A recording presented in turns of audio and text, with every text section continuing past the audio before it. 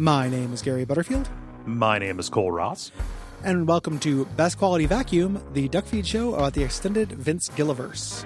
Yeah. It's Breaking Bad, Better Call Saul, and El Camino. Yeah.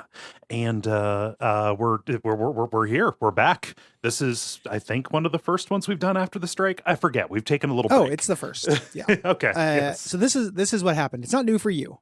When the strike came back, episodes just start coming back. We recorded those forever ago. We kept recording during the strike. We didn't put them out, and we built up a cushion to launch Real Lich Hours. Right. And so we haven't recorded Christmas. the show in Christmas to build to launch Christmas. Yep. You're welcome. You're welcome. So we haven't recorded this in a couple months. Yeah. Yeah, but we're happy to be back. Pick up the show, and I'm like, oh yeah, this is one of the best TV shows of all time. Oh, this is really good. And this is a really good episode of this show. So yeah. This episode was written by Peter Gould and George Mastras and directed by Michael Slovis and originally aired May 16th, 2010. Yeah. And this is a resettling episode, kind of getting into a new status quo that is a kind of new problem of its own. The cousins made their attempt on Hank, and now everybody is trapped in an unknowable situation that is beyond their control. It is almost like it's Kafkaesque as shit. Yes. Or whatever they say. The funny line later when they use this. A place-setting episode, but a good one. Maria is very upset that the DEA's insurance won't cover the necessary care for him, so he won't have the best chance of recovery. Again, continuing this being a horror show about the American healthcare system. Yeah. Walt got what he want, but once you get what you want, you're never going to want it again. Like Cole said. Is that something I said? Really? Yeah. That's a line from a whole song. Oh, I thought you said Cole. That's a Cole thing. Okay. Oh, no. I was like, Cole and Hole have a lot in common. I think that you played bass when you were like 7 for them. I don't know, something like that. Something like that. Did you kill Kurt? So this is a thing too, where he also puts together all the threads about Gus protecting him and what happened with Hank. I'm going to put in a quick asterisk. I think last time we recorded, or when we recorded the episode 1 minute, I was talking about how people are like, why did Gus do it? And everything online. And I was like, those idiots, bad media literacy. I forgot the show just straight tells you 2 episodes later. So now worse. I'm even more mad at those idiots. It's not even subtext. You don't even have it just tells you. It's just text. You just have to wait a second. Yeah. You literally have to wait like fucking CinemaSins and what it has done to this, to the media literacy of the internet. Yeah. But yeah, he puts together the threads that Gus is protecting him and realizes that's going to end if he ever stops cooking meth. Right. For him. So he is in a gilded cage. He is trapped. And he is trapped in this gilded cage with Jesse, who wants to be an outlaw. He wants to be the bad guy, right? And doesn't want to have a boss, doesn't want to hand over the surplus value of his labor. It's kind of woke, but also it's stupid. It's like little. It's like, Jesse being dumb, but also in a weird way, kind of ahead of his time. Yeah, it's like, well, you have to understand, like there's a whole apparatus of people being paid for their work too, you know. Yeah. So it's this is the episode where he re-breaks bad. You know, this is when Will is like, oh no, Jesse's not baby, he deserves to die like everybody in the show. This is what Will's talking about. Oh, it's Skyler, the most disgraceful thing also, he does. Yeah. But Skyler also takes a tip in this episode. There's a parallel between Jesse and Skyler, both of them for Skyler more for the right reasons, but this is the beginning of Skyler becoming an active participant in the lies and basically a criminal accessory on purpose. Yeah. Making a very conscious decision in the same episode where she gets an out, right? Yeah. Exactly. Comes straight to her door. Yep. Yeah. And she turns it down, paralleling the Gretchen and Elliot thing. Really, really great character work and tons and tons of parallels. Just Walt talking to Gus, I respect the strategy, looking at Skyler, thinking it. It's there's a lot of very clever kind of Matryoshka doll stuff going on in this episode. There's not along with that. So what we're referring to as Skyler is like one of my favorite monologues in the series. Yes. And it's real fun. co-performance with Walt and Marie being the receivers of that. But kind of makes this not as much of an action heavy episode, which is fine, right? Yeah. And that's fine. There's monologues. I'm here for the dialogue. Yeah. What I'm not here for is I might quit listening to the podcast. Okay. I know we said that as a division of labor kind of thing. Like you do the commentaries, I do the podcast. Maybe we both quit. Because maybe they're not worth it. This is the worst episode of the podcast so far. Oh, this is an incredibly useless commentary, actually. It has Bob Odenkirk on it. And like Bob Odenkirk is a hero of mine. I've loved Bob Odenkirk, as long as I've known he existed, right? Like I'm an old school Mr. Show fan. Saw it on traded VHS tapes, when it was contemporary. One of my favorite people, he had the heart attack and Twitter all lost their mind. I also lost my mind, like legitimate, just a stranger. And I was just like, you don't let him die. I love him so much. Compulsively checking for updates. Yeah. Yes. I love him. It was the closest thing that I've had to the Apollo 13 incident, actually. He's the closest thing I've had to a father. I love him. And he's funny on this thing. I don't give a shit about the creators who I enjoy telling each other they did a good job. Yeah. And that's literally, it's 45 minutes of they mentioned the name of the episode. It's 45 minutes of them sucking each other off. And then at the very end, they say what the next episode's going to be, which I think might be my last podcast because I want to hear if they have any insight. The next episode's a real weird one. Yeah. But man, I don't know if this is a good use of our time, man. We could probably get this information elsewhere. I don't know. The useful nuggets bubble up. Yeah, I don't know. I don't want to discuss back end stuff in public, but I'm just mad at this fucking podcast where like I don't understand how anybody listened to it. People recommended this podcast to me when it was contemporaneous. No, I listened to it. Contemporaneously because I was starved for anything. You finish the episode and you want to listen to something else because there might be some inclination. It's why like Talking Dead or whatever exists. Those kind of just like. Just get a little bit more, squeeze a little bit extra out of this, but there's nothing there. Like I know that the people are talented. I saw the work. Yeah, I saw the work. I made that decision. It's a weird thing. It's really weird. It is a weird product. Yeah. Something that changed too, right? So like thinking about the DVD commentaries, that podcast didn't always exist for the show. And the DVD commentaries didn't always have a commentary for every episode. They had commentaries for episodes that important episodes warranted them. Yes. Yeah. Where they had stuff to say and just like, hey, we've got this time for the crew to get together and talk about these particular things. At season 3, this is a show that's bigger than God. Everybody has so much hype about this thing. They want to get everything. So now, all of a sudden, every episode warrants the commentary, even if there's not anything, extra special they can say about it. And if they're not going to talk about, what they thought of doing, but then why they decided not to do that and how we ended up with the thing that we got. It's not actually like dwelling on the level that I need or want. It's not information. It's anti-information. This is stuff that would have been expressed as text messages to each other. Yeah. That is somehow being said aloud for 45 minutes. Like it's just them, so the director, Michael Slovis, they spend a lot of time talking about him. He's not in the room. They can't get him because he does commercial directing. Yeah. Right. And the whole, there's so much of this just saying how good he is. And I'm like, just tell him. Like, is this an O. Henry short story where like, oh, I wish I hadn't said it on a podcast. I wish I had actually told them when there was still time. Yeah. I don't know. Yeah, it's a surreal fucking product as somebody who podcasts, like, you and I aren't always perfect at it, but I like to think why would somebody want to listen to this? And it just feels like that wasn't considered. In this, I don't know. It made me mad. It's just this really shallow commodification of like the behind the scenes talent, and maybe some of the stars of the show and also Marie. Yes, who are charismatic, right? Yes. Like it reminds me a little bit of when this show's predecessor. We did Orb. Sometimes those commentaries were not always useful. Right. Yeah. It was just like, here's a funny podcast with two funny dudes, but they were the hit to miss ratio was better. Yes. And it was just those dudes. And we had even having a book literally written about the production of the Venture Brothers, we still got things from the commentary from time to time.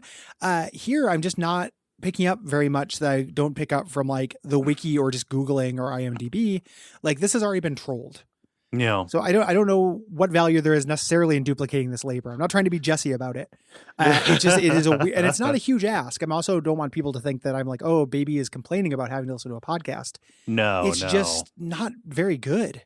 What it might end up being. So like you said, I want to listen to the commentary on Fly because what if they get Ryan Johnson in to talk about that? I don't know. It's a weird fucking episode. I want to know if they flinched. I want to know if what they thought the reaction was going to be to that episode that is still very divisive, right?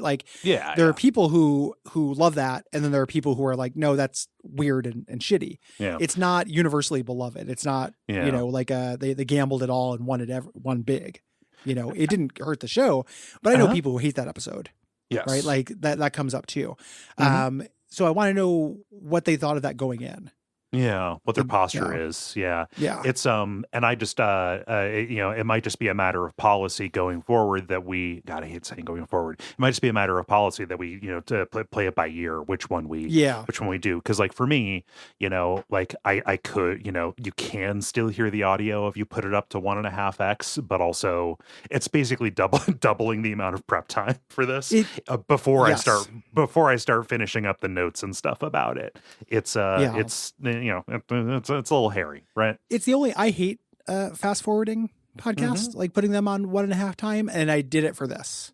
Yeah. So and I never do that. I never do it. I don't like it. It sounds weird. I love the conversational rhythms. Bob Odenkirk pauses more between his words than anyone on earth. At 1.75 speed, there's still 3 seconds of pause, and it just and it's just again that would be worth it if he was making a joke or saying something other than answering the same question, no stuff is not improvised again, and just coming up with a tactful way because he's being polite. It's we're watching them be professional to each other and polite, not telling us about the thing they made. Yeah. It just doesn't feel like it's for an audience. Yeah. Yeah. Anyway, that made me cranky. Just soapbox on that. So I don't know if I want to do it anymore. We'll see. Case by case basis is fine. It doesn't need to be a policy. Don't have to use the going forward phrase. It's just, man, is it irritating. Yeah. Can I give you some the wiki said it worst on here? The bar, just while we're being cranky, the bar for what qualifies as trivia has never been it's real low in this. Yeah. Can I read this here? While Jesse and Walt are arguing with each other, Jesse says the line, "What's more important than money?"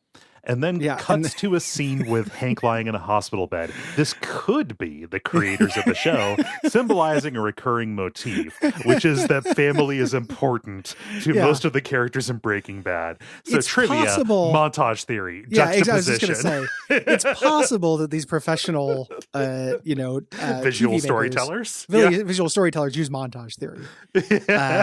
Possible. I don't want to commit to it though. We have to listen to them tell each other that they're great for 45 minutes to be sure. I don't know, man. Do people let us know if this is irritating?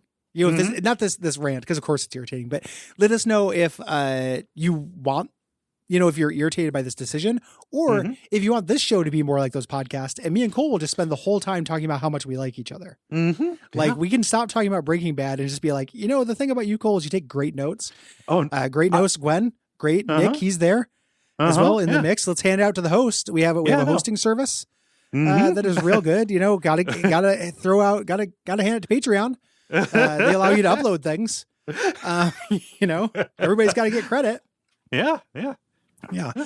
So there are credits in the show. That's what the money's for. Yeah. Oh my gosh. Yeah, so let's get into the episode. Let's actually talk about the content of this. Let's not be like the podcast. Yes. Yeah. One of the more fun cold opens in this. It is a commercial for Pollos Hermanos. Yeah. It's full of a bunch of lies. Like all commercials. Of course. The old ways are still best at Pollos Secret Hermanos. Herbs and spices. There. This is the first mention of Madrigal Electromotive as a trademark in fine print. Who knows what they had planned, but this is the first time. Yeah. Pretty cool. I like that as world building. At the very least, we're gonna get to know the workings of Madrigal over the course of this and Better Call Saul. And also in this, in terms of all-time best cold opens, the Chicken Nugget cold open, one of the all-time best cold opens in TV, I think. Call it French. Yes, French. Speaking of chicken, we get this little crossfade here. Falling chicken kind of crossfades into falling blue meth crystals. Yes. There is a story in the commentary. I know we just spent like 5 minutes bitching and moaning, but talking about how they accomplished this, which was just they got like these just crates and crates of fried chicken, and they just kept on sending all of this chicken down a chute. And they had to keep cleaning it up and resetting it because of the conditions that they had to film it in. So just they talked about that as well, and it reminded me a lot of Jesse being lifted up on the forklift.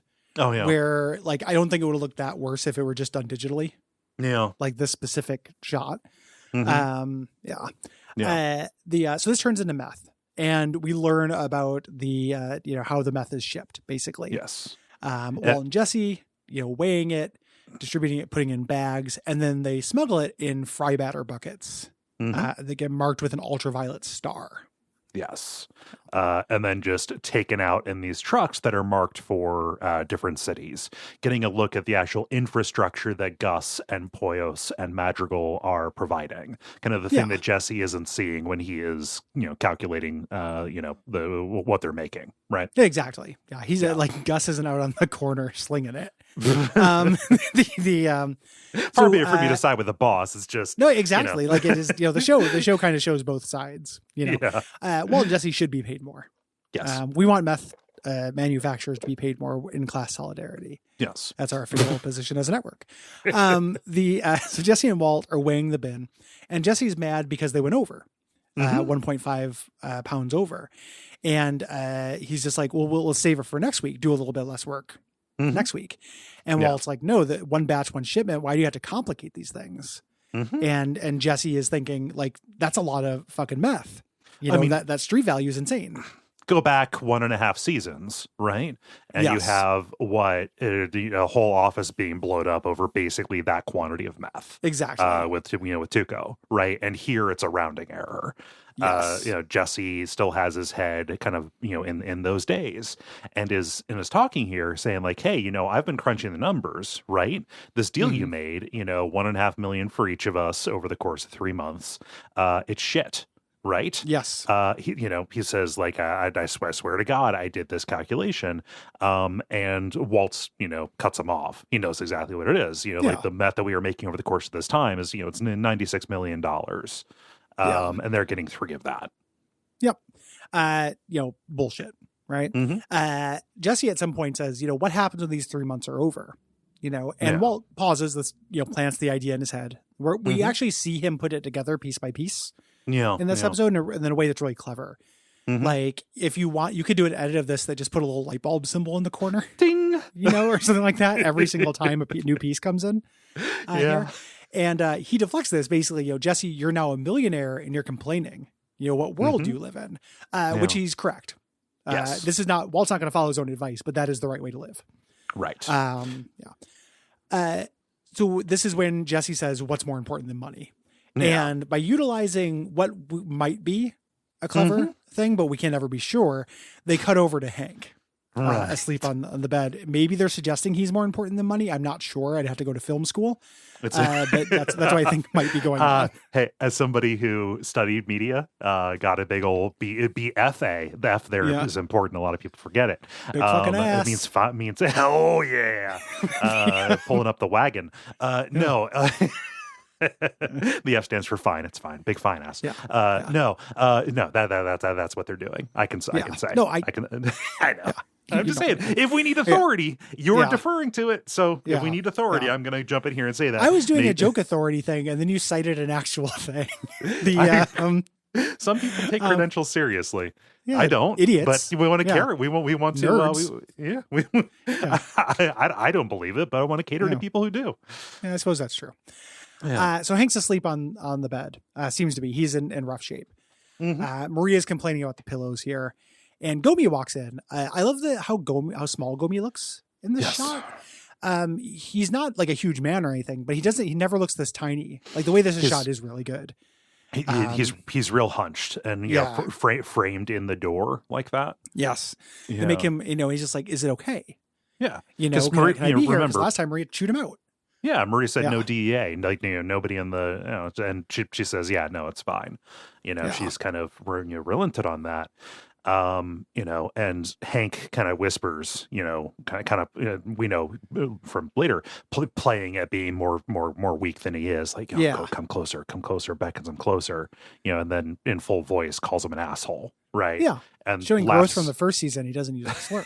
And then kind of laughs, but in pain, and everybody likes this. I love RJ Mitty, just like, he got you good. Yeah, his only line in the episode. Yep. Yeah. He got you good. It's like, yeah, he did, man. Yeah, Walt Jr.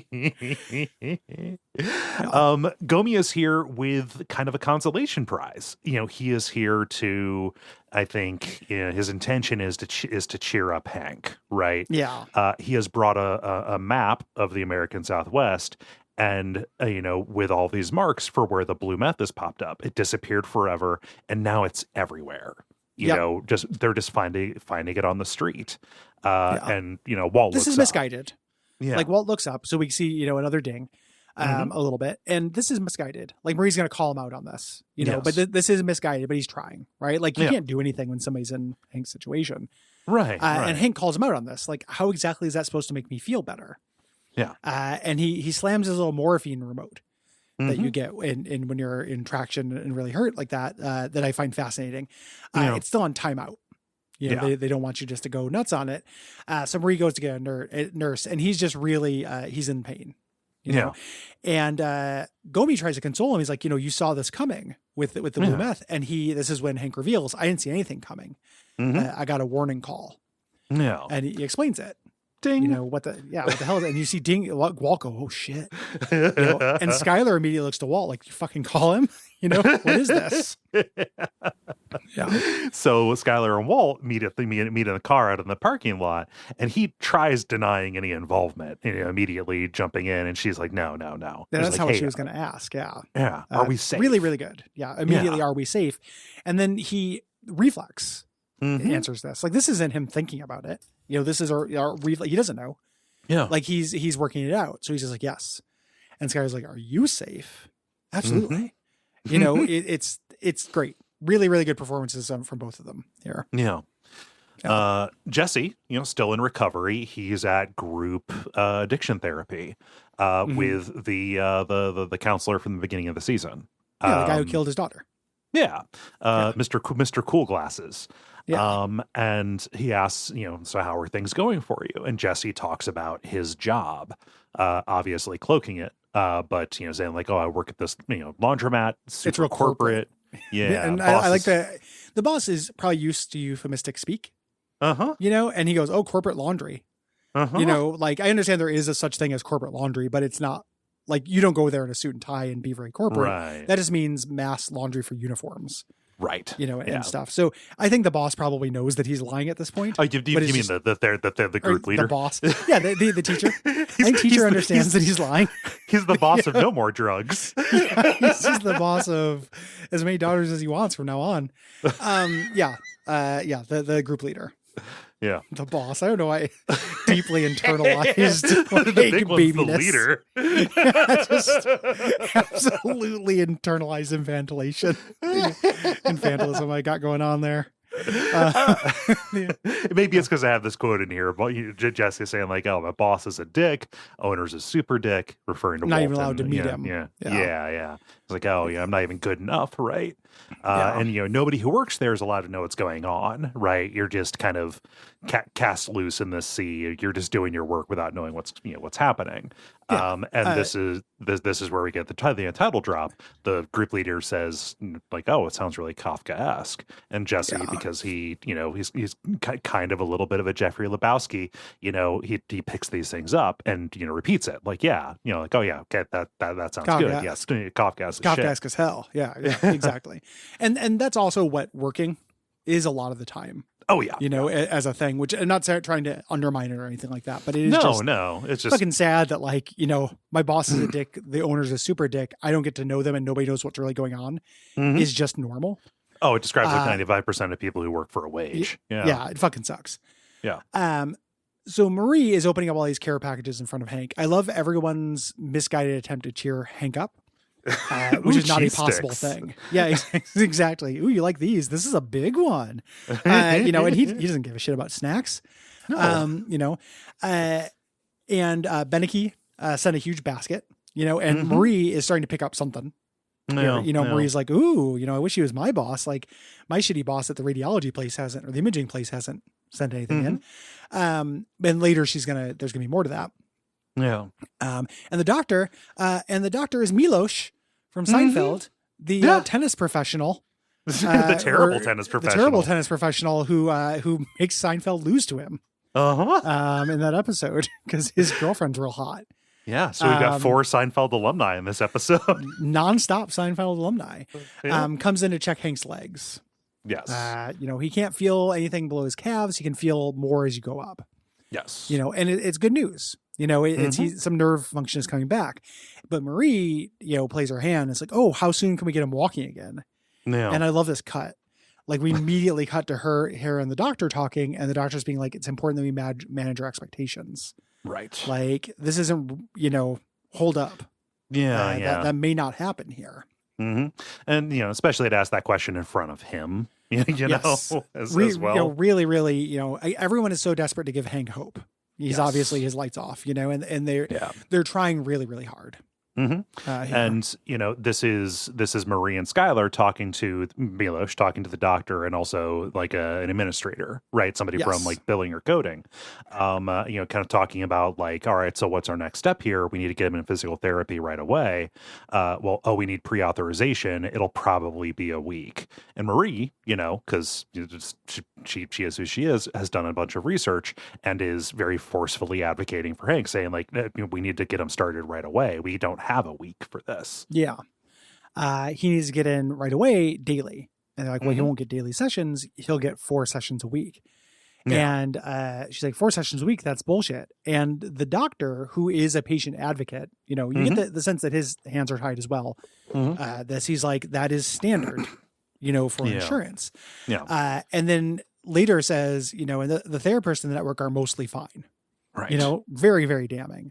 Mm-hmm. And he tries to kind of justify, listen, like, there's a difference between medically justifiable and optimal. Right. There's we will not, the way our society and systems work, even when we do take care of people, we're not going to take care of them as best we can because we're going to do the cheapest fucking thing that there is. It's the end of Chernobyl. Every country is the end of fucking Chernobyl. Why do we do it that way? It was cheaper. And she's like, fuck this, give me some names. And he's like, I can give you some names. Like, he wants the best for Hank as well. Yeah. The villain here is off screen. It's this horrible frame of the entire series. It's this machine, right? Yes, that we're all goddamn caught in. It's Kafkaesque. It's Kafkaesque as shit. There's a very fun moment where like Maria is asking the doctor a question, and the billing person answers for him, and she shuts her up. Says, "No, I want to hear it from him." Right? Yeah, I asked the doctor. Yeah. Because this is a medical thing. That person shouldn't even. It's weird that person's even there. And it's not even their fault. Like, again, they're from billing or coding. This is just their job. They're also a cog in the machine. She says, like, I really advise you not to go out of network. You could be, she's like, oh, we'll just get reimbursed. It's like, well, you may not get reimbursed. And this is just the beginning of it. There's going to be live-in care. There's going to be modifications to your home, all of these things. Like, this is fucked up. And you see the wheels spinning for Skylar. Again, a little ding moment. Yeah. Like, you could do an edit of this episode every time somebody gets an idea. They act it out of their face, and almost everybody in the cast does it at least once. It's great. Yeah, I love it. Yeah. And just in case it needs to be underlined, this is a mirror of what happened with Walt. Right? Exactly. Just almost like right down to like laying out the litany of expenses, that are coming up. Right. Yes. Yeah. So Jesse goes to meet Saul at this nail salon and spa. Saul's having a foot soak, kind of introducing Saul's relationship with I love this. with nail salon stuff. The ladies. Yeah. Yeah. And Saul has invited Jesse here. I invited both Jesse and Walt, but Walt didn't show up. He's going to have him flip a coin. Yes. To decide who gets this money laundering operation. Who gets to buy it. Like, literally. And to Jesse, this is ludicrous. Right. And Saul's like, no, this is, the best money laundering a growing boy could ask for. To him, he's like, I'm not going to fucking buy a nail salon. What? So he's like, this is just going to make, beautiful, clean, taxable income. And he's like, taxes? Yeah. Like, why am I paying taxes? I'm a fucking criminal. We don't do that. So Saul gives this little explanation of money laundering. That's really good. He gives it to him in pigs and bunnies. He's using like cotton swabs. Just this whole idea of layering and all these cool things about money laundering. There. And he says, you'll do this. It'll take this much money. And then also then there's my cut. And then Jesse's like, okay. He's like, yeah, that's my 17%. And Jesse freaks out. He was quoted 5, but that was to Walt. Benefits of seniority. Yeah. And Jesse storms out, and Saul gets out of the footbath and goes chasing after him, but kind of slips. Yeah. It's, and they spend an eternity talking about that in the podcast. Yeah. Like it's a fun bit, but boy, oh boy. Yeah. This is all Saul does in the episode. Yes. It's just, this is, pushing Jesse away. Like this is even his drug dealing, like dream criminal life is, corporate. Yeah. And, it just, this is another, naivete on his part. Yes. Saul's making a very good point, which is like, yeah, you may think you don't have to do this because you're a criminal, but there's a very important difference between criminal and convict. Yes, exactly. Like you want to keep your money. This is how you do it. Like, yes, I gain from this, but otherwise the whole thing's going to go away. Yeah. So Walt drives out to the kind of chicken yard, the meeting place for Gus. And he gets out the veggie tray. I love the veggie tray very much. Yeah. Gus asks about Hank. Yeah. Yeah. And Walt says, listen, I want to clear the air. And he basically lays out what happened. Yes. He's put it together. The cousins were after me. Someone steered them towards Hank. I believe that person is playing a deeper game. I believe that's you. He made this phone call. He wanted a shootout because in one stroke, he set the Mexican and American governments against the cartel. Yeah. Cutting off the supply of meth in this region. If he had his own supply, the gains would be enormous. And finishes up with this just like, fuck's sake, Walt. Come on. I want there to be no confusion. I know I owe you my life. And more than that, I respect the strategy. In your position, I would have done the same. And Gus, he was in customer service mode at the beginning. He was smiling, and then just all of the life goes out of his eyes at this. Yeah. And like, not only is this just like him trying to play with the big boys on this, but like he very clearly has been outmaneuvered. Right, like he's been boxed into this corner by the very game that he is admiring Gus for playing. Right. Yeah. Yeah. It just, all the cards are on the table. It's like the polite lie, that everyone was telling. Like, yes, Gus was tricking him, in a way, or playing him, I guess. Right. But it was better. Yeah. It was just better for all involved. It's also a thing too, where like, Walt, if you were in this position, you would have made up everything as you went along and barely survived. And 6 more of your family members that we haven't met yet would stop talking to you. Like we'd be introduced to new whites from across the country, like the Saxville whites, who all of a sudden like won't look at you in the eye. You would not have done the same thing. Yeah. Yeah.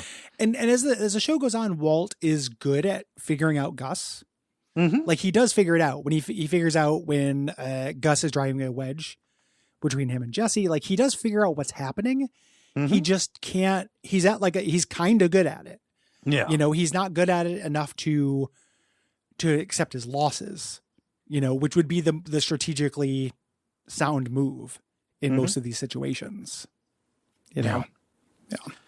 But just kind of just really cringy, actually. Yes. I don't like that word very much, but it is the kind of hard to watch kind of stuff here. Him pretending to this kind of swagger, but he continues. Yes. Gus hasn't said anything, saying like what's concerning to me is what happens after this 3-month contract ends. I owe you my life, but what happens? I love what's going to happen. Yeah. Gus says, "What do you want to have happen?" Mm-hmm. You know, he's, I got in this to protect my family. He's like, all right, what if you continue working? You know, $3 million extended, let's call it 15 million annually. Yeah. Would that be agreeable? And Walt leaves. We cut over immediately to him leaving, and he realizes he's in a gilded cage. He's in the Kafkaesque bubble at this point. He can keep doing this, but he doesn't have the freedom, to do what he wants. And he's under control. He is under a thumb. Yes. For eternity, basically, until he wants to die and his family to die from the cartel. And he does, puts the pedal to the metal and then closes his eyes and kind of drifts. Yeah, he lets Jesus take the wheel. Kind of fainting toward this act of self-destruction, right? Yeah, suicide by truck. Yes, and only swerves out of the way, when he hears the horn and loses his, loses his composure, right? And pulls back out. Huge parallels to in the bathroom after he gets the good diagnosis or learns that what he thought was, the tumor spreading was just bleeding. Like, oh, you actually have more time than you thought you did, and starts slamming on here. He's got what otherwise would be okay good news, but every decision he's made in the show has been predicated on bad news. Yes. In a weird way, this is a story just about a man who can't take yes for an answer. Uh-huh. Like, if everyone's lives depended on it. Yeah. It's real good. He swerves off the road and then gets back on the road, puts on his hazard, gets back on. Normalcy has taken over. He's clear-headed again. Yes. Yeah. We're back at therapy, and the counselor, the conversation has kind of come to a halt, so he wants to get things going again. Says like, hey, just one of the things that drives people back into using is the things that piss them off. These can be triggers. It's kind of anger can get you back. So you have, free license to complain. When are you ever going to get that?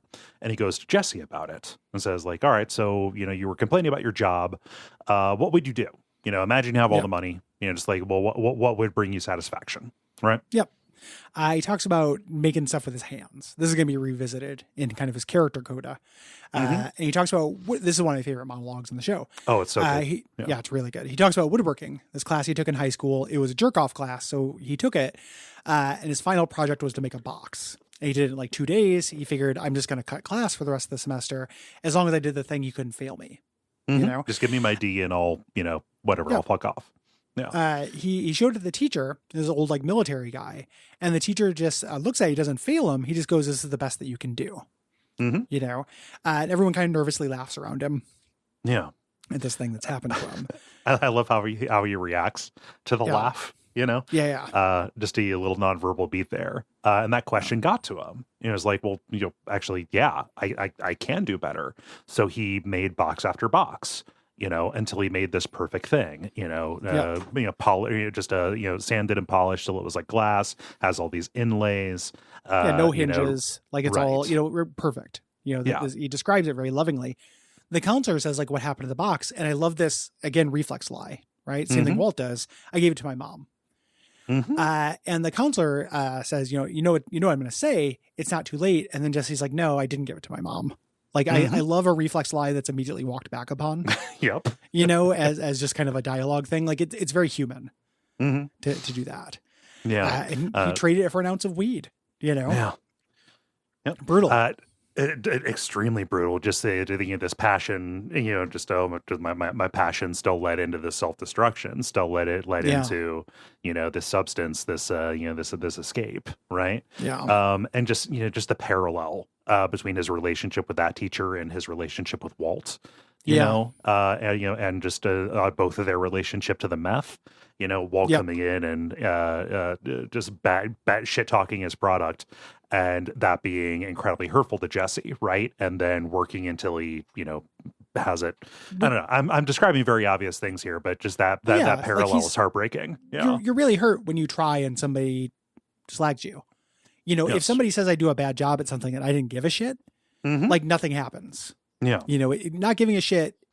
I was going to say, like, in this scenario, it's portraying it as a shield, which it can be. There are things that are not worth giving a shit about. Like, I truly believe that.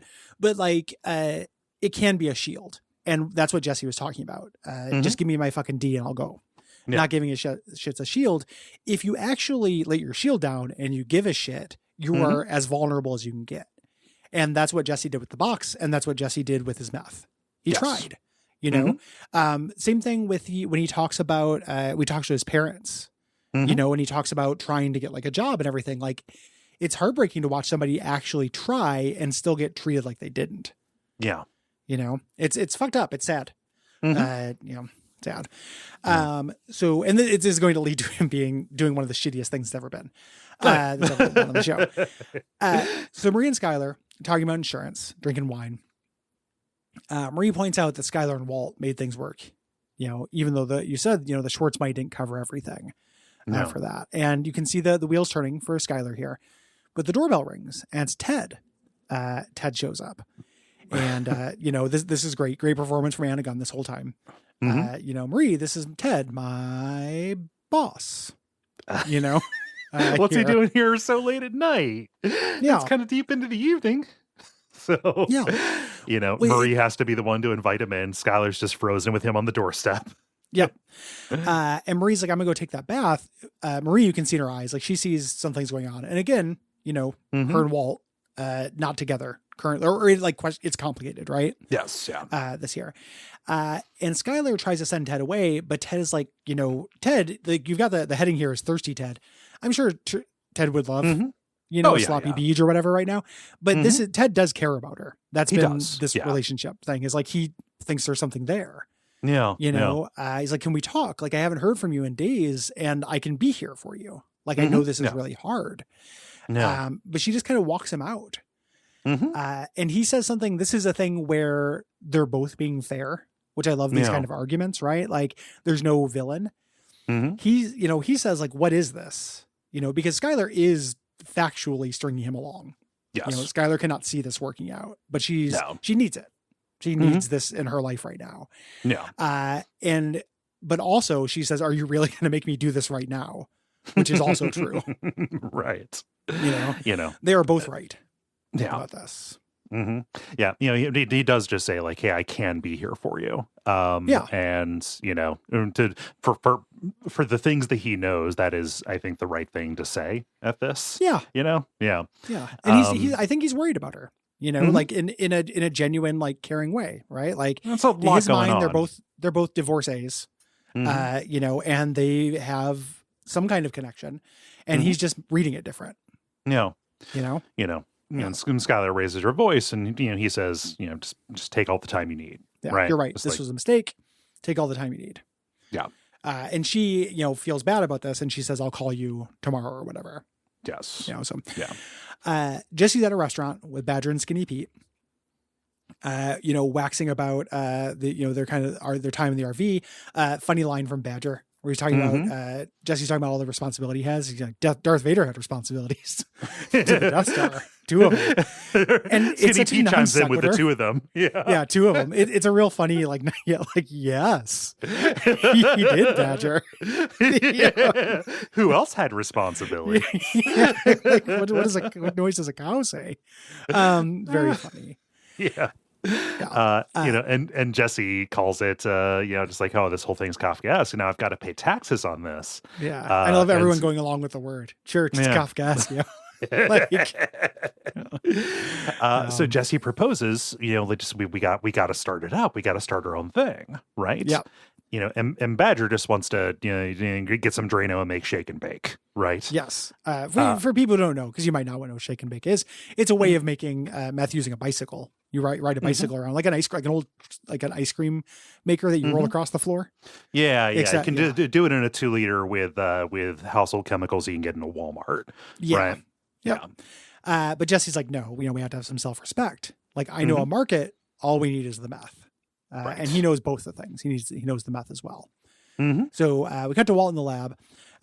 This is really on the nose. The trivia points this out. And I think that the directors probably were doing something like this, but I hate it. There's a little smudge on the tank and his reflection that's right on his forehead. And the wiki's like, this is the place of the mark of Cain. And I'm like, yeah, fuck off. Like that's irritating to me. He cleans the smudge. So many people between this episode and the next episode, just again, going back to when this was airing contemporaneously in the Something Awful thread about Breaking Bad, it was 100% certainty that the cancer had spread to Walt's brain. Just like, that smudge, they're foreshadowing a brain tumor, and him seeing the fly on the smoke detector, just related to the story that Jesse told about his aunt. Everybody was like, oh my gosh, when's the brain tumor going to come out? It's the foreshadowing to the 4th season where he gets powers from the brain tumor. He starts being able to levitate things with his mind. He becomes a phenomenon. Like you've heard of powder, but here's powder. One of them is a drug. So Jesse weighs the bin and misreports the yield. Lies by a pound. He's gonna steal the overage. Back at group therapy, they cut over. This is a really well shot. They circle around. They're like, we have some new faces. Who wants to introduce themselves? And you see the back of Badger's head, and you hear him. Introducing himself, and this is so funny, like darkly funny, but this is very funny. This is some of the worst shit that happens on the show. It's very evil but very funny. He's like, I'm just here because of that meth, I thought I got clean, and then Skinny Speed's like, oh man, you need that blue stuff. Oh, man. It's everywhere. It's like lighting my whole head on fire. Like just doing this shitty little 2-man game. It's very funny. Thank goodness it's gone. I got bad news for you, brother. It's back. Like literal carnival shit. Yeah. They're selling Simpson and Son revitalizing tonic. So really, really evil. Jesse does a little evil smile. This fucking sucks. Yes. So at the hospital, Maria's talking to Skyler about how, like, listen, I'll go to the press. Like, he's a hero. We need to create pressure. And Walt says, like, listen, Marie, we'll do whatever you need. And Marie does the thing that whenever you're having a hard time and someone offers that and it's money, it's like, you can't pay for it. There's nothing I need. Like, were you banana bread? Oh, we'll feed our children with banana bread. We'll start a casserole train. Okay. Yeah, literally, exactly. And Walt says, I just wish there was more we could do. And Skyler, I love this. Walt, we could always just pay their bills. We have the money, more than enough. Walt earned it, and Walt loses his fucking mind. I love this. So this is a great scene. He thinks that she's going to give him up, right? Yeah. Like, here it is. And then, Skyler's lie that she's, cooked up over the course of this episode comes out, stated clearly and simply, he earned it by gambling. Yep. Right. Just the way that both Walt and Marie are held wrapped by this. Well, as she lays it out. Yeah. And check this out. This is truth laundering. This is layering. She's taking fake things and putting them with real things, and then it comes out as money laundered truth. Yep. Again, parallels on parallels and parallels in this show. Yeah. Because there are a lot of things she says that are true. She talks about, no, we didn't take the money. Diagnosis changed him. Walt, he came up with a system, to get him a statistical edge. Yeah. For better or worse, he wanted to provide. Right. Yeah. True. Right. Like, all these things that are true mixed in with a lie. He didn't want the winnings to be reported to the IRS. So he started finding illegal blackjack backroom games. Only Marie is going to be like, oh yeah, of course they have. Yeah, of course. Yeah, this is real good. Walt and Marie lean in to learn and everything. And this is a really clever bit where Marie's like, oh, the fugue state, that was fake. And she's like, no, that was real. Yeah. And she's disgusted with Walt, right? Yeah. Saying like, oh my gosh, did you lie about this? And, just accounting for everything. Skyler turns it into like, oh, he lost $14,000. He lost our entire life savings, and Marie, how could you do that to her, Walt? He's like, oh. And then, but he figured it out. He got his system working.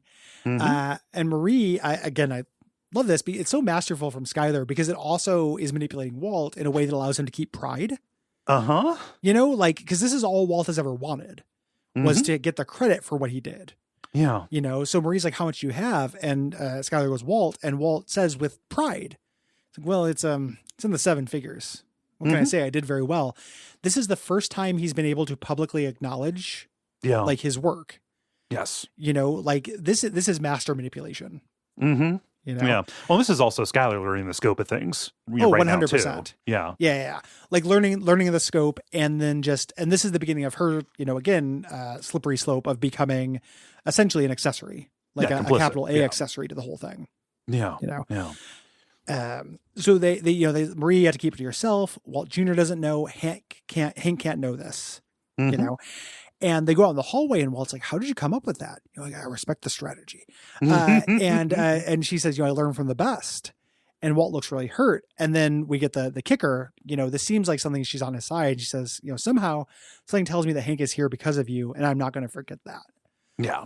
So he's not in this scot-free. He just got this good news. He can finally, be a little bit more free in a different version of the truth. And he thinks, all right, well, some Skylar's in my corner now. And no, we're trapped in this. You're still guilty. You're still guilty. Like this is. I'm still mad at you. Skylar is on your corner, weirdly, and is going to eventually become more and more in your corner, but she's still mad at you. Yeah. Yeah. Really great episode. Love it. I'm slightly less enamored in the next episode than a lot of people are. Like, I don't hate it, but I'm just, it's kind of clever, but it feels gimmicky to me. There's good character stuff that happens in it. Yeah. And I get it, but, I'm looking forward to revisiting it and maybe listening to my last podcast to see how it's on the bubble. Yeah. Yeah. I like it. It's, it's good. Yeah. Not the best thing ever, but yeah. Yeah. So, we'll be back in 2 weeks with Fly. Right around this time, we should say, if you have things to say about season 3, you can go to Duckfeed.tv/contact, click the best quality vacuum button, and write in. We take those responses about the season all throughout, and then compile them at the end. Now is the time. So now is the time. Yeah. We're happy to be back. Thanks everybody for listening. We appreciate you. If you have not, please support us on Patreon. You get a lot of stuff for doing so. A lot of bonus shows, Bonfireside Chat, Unfilmable, our new show, Real Lich Hours, Christmas, which we also put the show on hold to do. You're welcome. Yeah, you get a lot of stuff. Yeah. So go check it out. And, most of all, huge thanks to our producer, Gwen. Who also composed the theme song for this episode, or not for this episode, new one every episode. He composed the theme song for the show. Yeah. And until next time, I don't know, quit your job. Don't quit your job. It's recognize, talk about your wages with your coworkers. Yeah, there we go. There we go.